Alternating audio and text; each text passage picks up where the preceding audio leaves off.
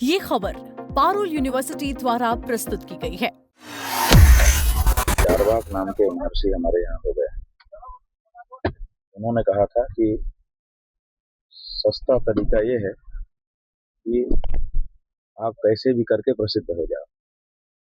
घटम छित्वा घटम भित्वा कृत्वा रासवरवहनम ये न केनाप्युपाय न प्रसिद्ध पुरुषो भवे। माने घड़ा फोड़ना पड़े तो घड़ा फोड़ दो, कपड़ा फाड़ना पड़े तो कपड़ा फाड़ दो, गधे पे बैठ के घूमना पड़े तो गधे पे बैठ के घूम जाओ, लेकिन प्रसिद्ध हो जाओ।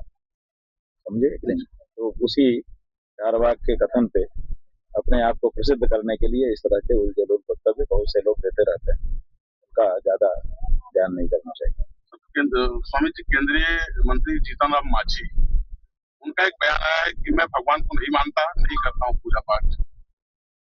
ठीक है, वो उनकी अपनी बात है। उन्होंने सार्वजनिक किया, बहुत अच्छे बता दिया है कि हम नहीं मानते अपने देश में और पूरे विश्व में भी नास्तिकों की संख्या कुछ कम नहीं है, वो भी है। तो ठीक है, वो उन्होंने बता दिया कि मैं नास्तिक हूँ, अच्छा ही किया। अयोध्या हनुमानगढ़ी के बात पे चर्चा कर लेते हैं स्वामी जी। जो योगी जी का बयान आया कि हनुमानगढ़ी की नमाज पढ़ी थी। हाँ, उन्होंने कहा कि हनुमानगढ़ी की सीढ़ियों पे नमाज पढ़ी गई, लेकिन इस बात को जो इतिहास के जानने वाले लोग, घटनाओं को समझने वाले लोग हैं, उन्होंने नकार दिया। एक तो अयोध्या के ज्ञाता लोगों ने इसको नकार दिया कि नहीं नहीं ऐसा नहीं हुआ कभी। और दूसरी बात यह है कि कॉमन सेंस से भी अगर सोचें तो हनुमानगढ़ी की जो सीढ़ियां आपने कभी देखी हैं तो वो 12 इंच चौड़ी और 9 इंच 8 इंच 7 इंच कुछ ऊंची है। ऐसे ऐसे चढ़ते चले जाए। आप बताइए कि क्या उन पे नमाज पढ़ी जा सकती है? सीढ़ियों पे जगह ही नहीं है कि वहाँ पे नमाज के पोस्टर बन सके। तो इसलिए कॉमन सेंस से भी समझ में आता है कि ये बात झूठी है, और वहाँ के जानकार लोगों ने भी बता दिया कि ऐसा कभी नहीं हुआ। तो उनकी बात बिल्कुल झूठी निकल गई।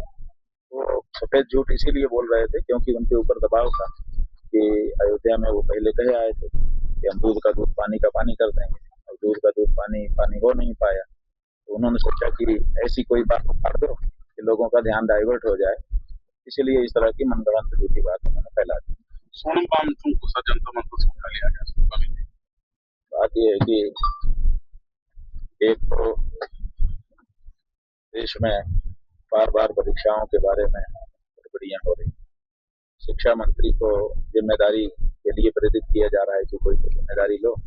न प्रधानमंत्री जिम्मेदारी लेते हैं, न शिक्षा मंत्री जिम्मेदारी लेता है।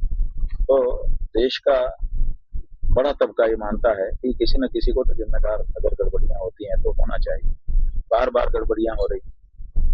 तो सोनम वांगचुक और उनके साथ के लोगों ने धर्मेंद्र प्रधान जी जो इस समय शिक्षा मंत्री हैं, उनको जिम्मेदारी देने के लिए प्रेरित करने को कहा कि आप जिम्मेदारी लीजिए, लेकिन वो जिम्मेदारी देने को तैयार नहीं। उन्होंने अपना आमरण अनशन किया कि भाई हम बैठे हैं, नहीं खाएंगे पिएंगे। इसी तरह से परिवार में दबाव डाला जाता है। जब परिवार का कोई व्यक्ति नहीं खाता पीता है तो घर के लोग चिंतित हो जाते हैं कि अरे इसकी सेहत बिगड़ जाएगी, दिक्कत हो जाएगी। आते हैं, उसको मनाते हैं कि नहीं नहीं बेटा खा लो, हम तुम्हारी बात ऐसा करेंगे, कैसे भी करके रास्ता निकालते हैं। तो ये परिवार में होता है। जब ये भारत देश एक परिवार था तब ये सब चीज चलती थी। आप खाना पीना छोड़ते थे, तुरंत सरकार आकर के किसी न किसी माध्यम से कभी इनको भेजते, तब उनको भेजते, बात शुरू करती थी। आप देखिए सोनम जी बैठे रहे 19-20 दिन बैठे रहे, और उनसे केंद्र सरकार का कोई भी व्यक्ति जो केंद्र सरकार की ओर से जाके पूछे कि आप क्यों बैठे हैं, क्या बात है, मत करिए ऐसा, किसी ने नहीं। इसका मतलब है कि पहले की जो सरकारें होती थी वो जनता को अपना परिवार समझती थी। आज की सरकार अब जनता को अपना परिवार नहीं समझती। अब कोई खाए ना खाए, पिए ना पिए, मरे, किसी को कोई मतलब नहीं। जब कोर्ट ने कह दिया इनकी जान की रक्षा करना तुम्हारी जिम्मेदारी है, तो उनको चाहिए था कि कोई रास्ता निकाल के उनके प्राण की रक्षा करते। लेकिन उन्होंने क्या रास्ता निकाला कि डॉक्टरों को, पुलिस वालों को डॉक्टर का भेष पहनाया, सफेद सफेद कोट पहना दिया और बना दिया और आला गले में टंगवा दिया। और अचानक सवेरे जिस समय सब लोग काबिल रहते हैं उस समय अचानक वो लोग खुद के अंदर आ गए और सफेद सफेद कपड़ों में छुपा करके उनको गठरी में बांध के लेके चले गए। क्या ये तरीका होता है? और उनको जबरदस्ती जो कुछ उनके साथ किया जा रहा होगा किया जा रहा है, क्योंकि कोई भी जो अनशनकारी है उसके बारे में यह है कोर्ट का आदेश है कि सरकार का उसके प्राण बचाना तो कर्तव्य है, लेकिन उसकी गरिमा में कोई भंग नहीं होना चाहिए।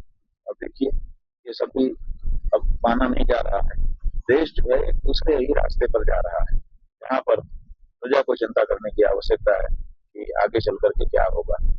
ऐसा तो नहीं होगा कि उत्तर कोरिया की तरह से हमको शासक का फोटो देखते ही साष्टांग करना पड़ जाएगा, चाहे हम अंदर से कोई भी भाव रखते हैं। डर का ये वातावरण पैदा किया जा रहा है, बहुत ही दुर्भाग्यपूर्ण है।